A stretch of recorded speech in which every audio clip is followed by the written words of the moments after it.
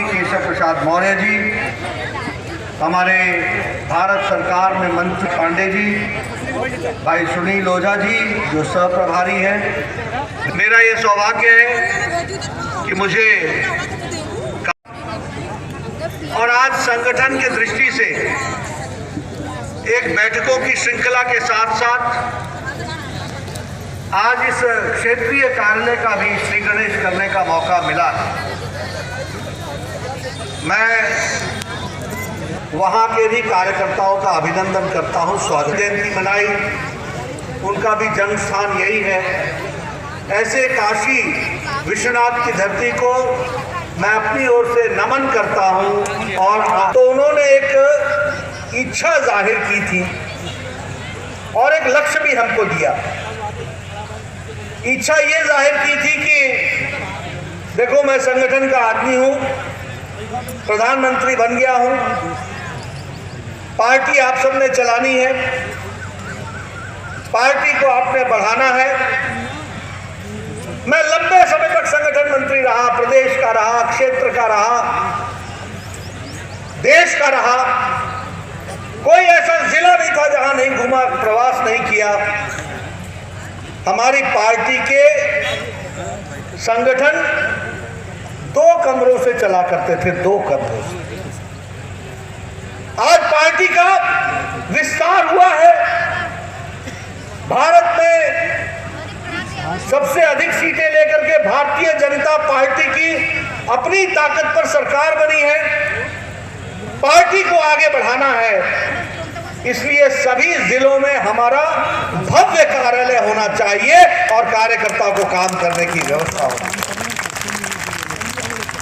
वो उन्होंने सपना हम सबके सामने जब रखा, लक्ष्य रखा, तो हमारे वर्तमान गृह मंत्री और उस समय बने नए पार्टी के अध्यक्ष अमित भाई शाह जी ने इस कार्य को आगे बढ़ाया। लक्ष्य रखा गया कि 700 से अधिक कार्यालय बनेंगे।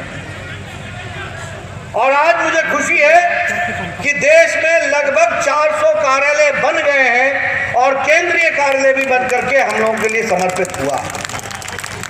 और उत्तर प्रदेश में भी 80 कार्यालय बनने हैं, 51 बन चुके हैं और आज काशी और प्रयागराज को मिलाकर 53 कार्यालय उत्तर प्रदेश में भी बन गए हैं। और मुझे बताया गया है कि अक्टूबर महीने तक हम 80 के 80 कार्यालय बना लें।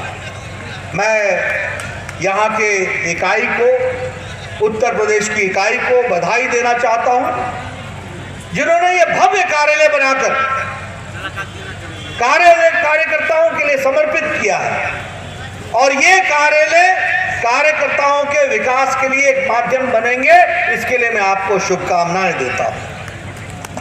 मित्रों, कॉन्फ्रेंस हॉल से लेकर कंप्यूटराइज डिजिटाइज व्यवस्था से लेकर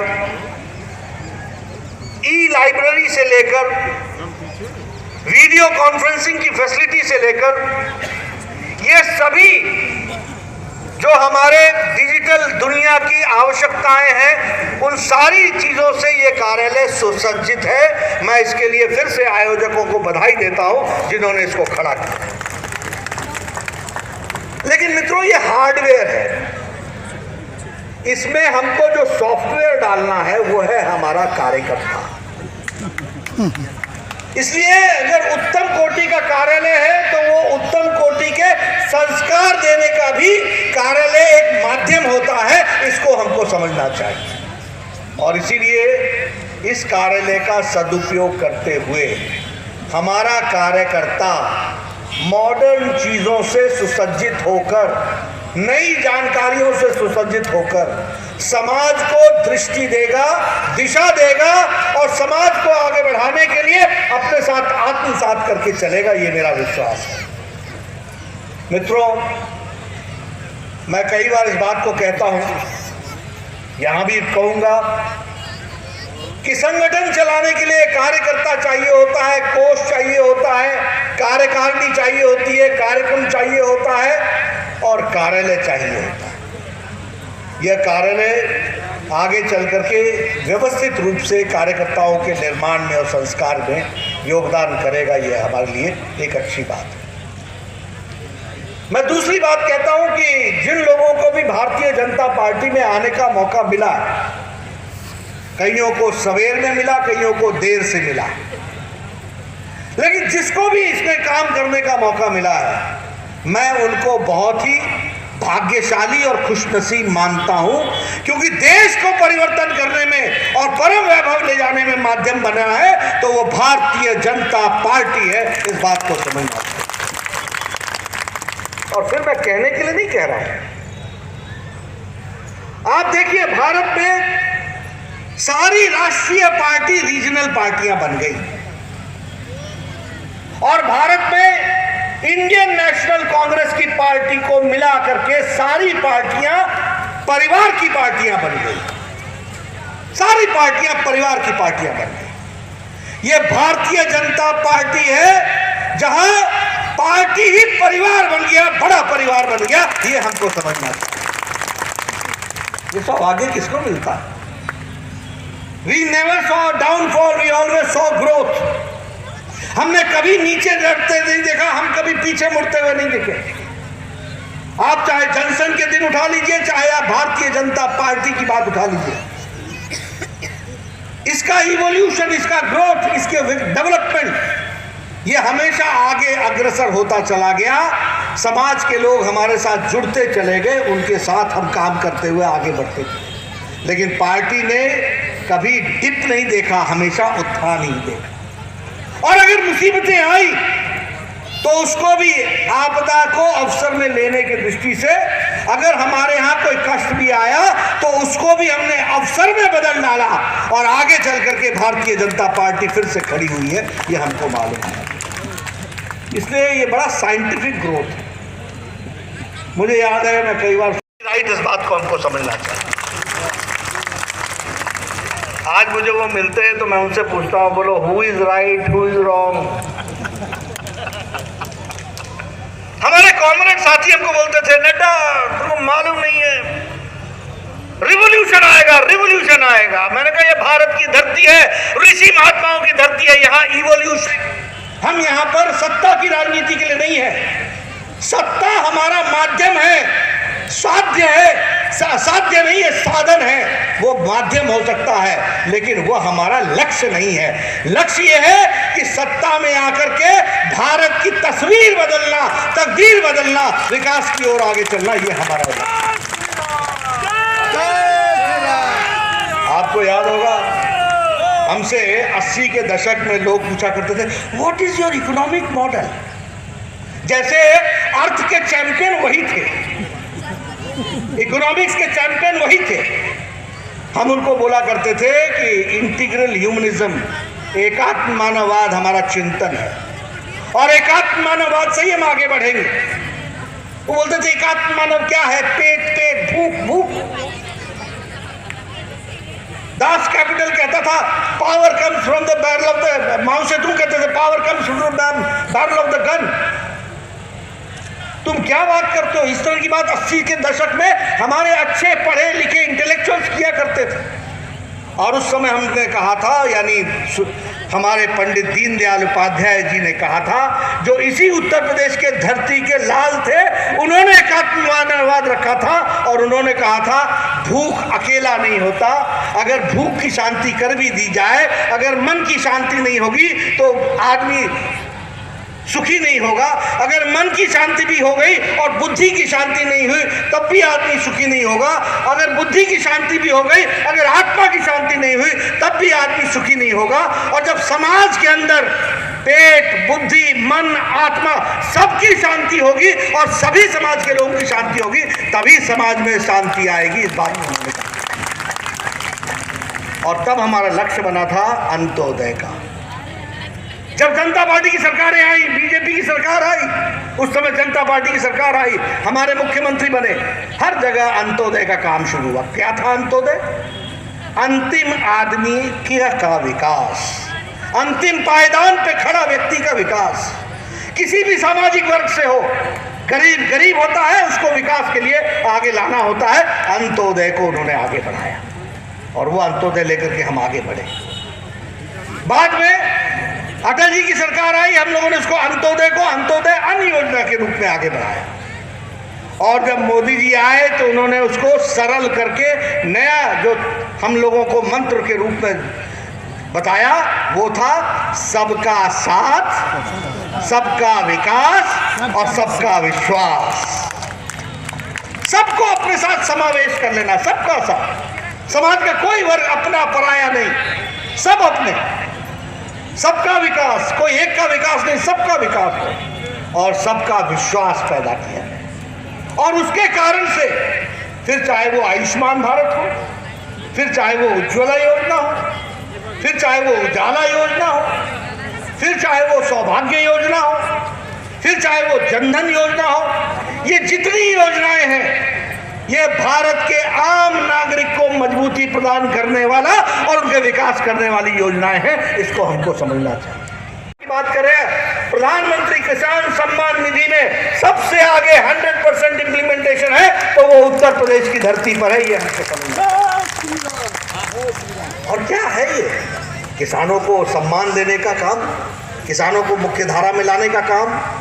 जितना काम मोदी जी के नेतृत्व में किसानों के लिए हुआ है, मैं दावे के साथ कह सकता हूं सभी किसान नेताओं ने किसानों के साथ लिप सर्विस की, कोई उनका काम नहीं किया। काम किया तो नरेंद्र मोदी जी ने किया है, ये हमको ध्यान में रखना चाहिए। बताइए प्रधानमंत्री किसान सम्मान निधि कब आया? जी की सरकार ने उनके नेतृत्व में उठाया है, हमको समझना था। स्वास्थ्य की दृष्टि से देखिए, अरे आप ही लोगों में से एमएलए एमपी आते थे दौड़े दौड़े, ये इसकी किडनी का ऑपरेशन है, इसमें 1 लाख रुपए लगेगा, इसके हार्ट का ऑपरेशन है, इसमें 1 लाख रुपए लगेगा, मुख्यमंत्री राहत कोष से दे दिया जाए, प्रधानमंत्री राहत कोष से दे दिया जाए। आते थे कि नहीं आते थे? आते थे कि नहीं आते थे? आज दुनिया का सबसे बड़ा health coverage scheme Narendra Modi ji ने आयुष्मान भारत खड़ा किया है। 55 करोड़ लोग, भारत की 40% की आबादी को 5 लाख रुपए का हेल्थ कवर प्रति परिवार प्रति साल करने का काम किया तो नरेंद्र मोदी जी की सरकार ने किया। और आपको जानकर के खुशी होगी कि 1.5 करोड़ लोगों ने पिछले 2.5 साल में इसका लाभ उठा लिया है। 20,000 करोड़ रुपए तो खर्च होते हैं। सौभाग्य योजना, ये क्या तरीका था? उजाला योजना, क्या भारत को 70 साल हो गए और 18,000 गांव बिना बिजली के थे? किसी को कोई शर्म नहीं आती थी? लंबे समय से सरकार में बैठे हुए थे। मोदी जी ने 1000 दिन के अंदर 18,000 गांवों को बिजली पहुंचाई है, ये हमको ध्यान में रखना चाहिए। 100% बिजली का 2.5 करोड़ लोगों को सौभाग्य योजना में जोड़ लिया गया बिजली के साथ। आपके यहाँ उत्तर प्रदेश में लगभग 70 लाख के आसपास लोगों को बिजली से जोड़ा गया, हाउस होल्ड के साथ जोड़ा गया। 11 करोड़ इज्जत घर बने, टॉयलेट्स बने, स्वच्छता अभियान में 11 करोड़ देश भर में। और योगी जी मैं ठीक बोल रहा हूं? 2 करोड़ 61 लाख उत्तर प्रदेश में योगी जी की सरकार में बने, ये हमको समझना चाहिए।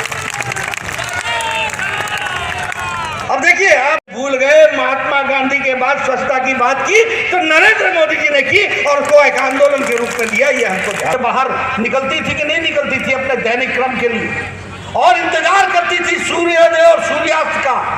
आप समझिए कि क्या विडंबना थी, क्या आजाद देश था, क्या महिलाओं को क्या इज्जत मिली हुई थी।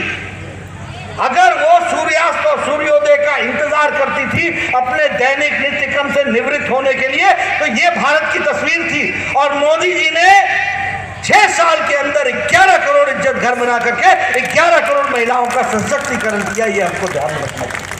और उत्तर प्रदेश में आपने 2 करोड़ 62 लाख लोगों का इज्जत घर दिया, उन महिलाओं का सशक्तिकरण किया। ये छोटी घटना नहीं है, इसको हमको समझना पड़ेगा, एक राजनीतिक कार्यकर्ता के रूप में समझना पड़ेगा। आप बताइए, गरीब लोगों के घर में किसी को हार्ट की प्रॉब्लम हो जाए तो आप क्या कहते थे? चाचा गया।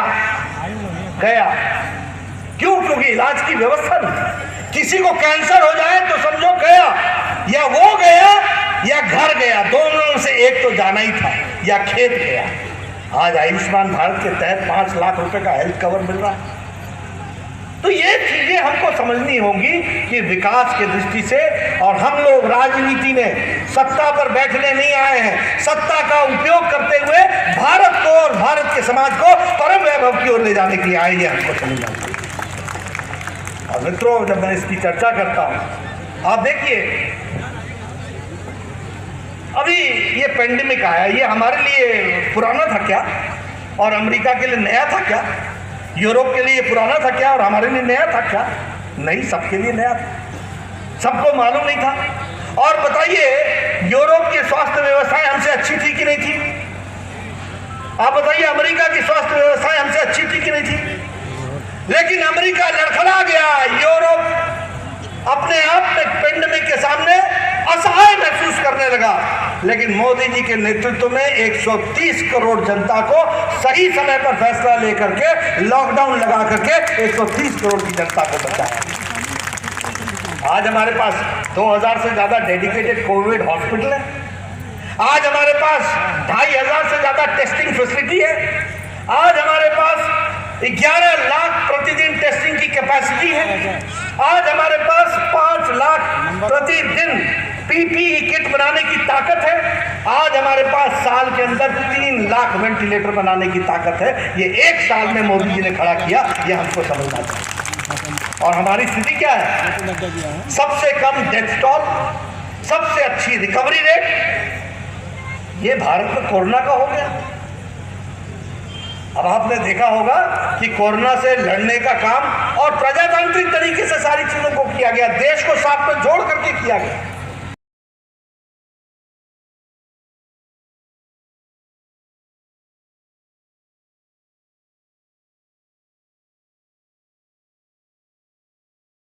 जानना चाहिए, हम सिर्फ जिंदाबाद करने के लिए नहीं है, हम सिर्फ नारे लगाने के लिए नहीं है, हम सिर्फ किसी की बुराई करने के लिए नहीं है, हम माध्यम है समाज में परिवर्तन लाने के। और इसलिए अपना विकास के साथ साथ पार्टी ने जिस तरीके से सोच से अपने आप को आगे बढ़ाया है, उसको हम देखने का हमको मौका मिलता है, उसको हम समझने का मौका। बहुत विकास हुआ, बहुत पार्टी ने आगे समाज में काम को आगे बढ़ाया है। मैं आपका ज़्यादा समय नहीं लूँगा।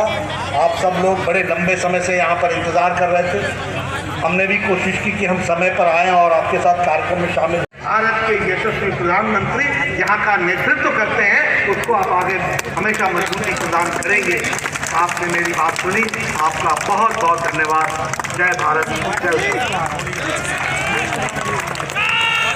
फोटो में पहले मुख्यमंत्री, उप मुख्यमंत्री जी का, प्रभारी और क्षेत्र प्रभारी जी का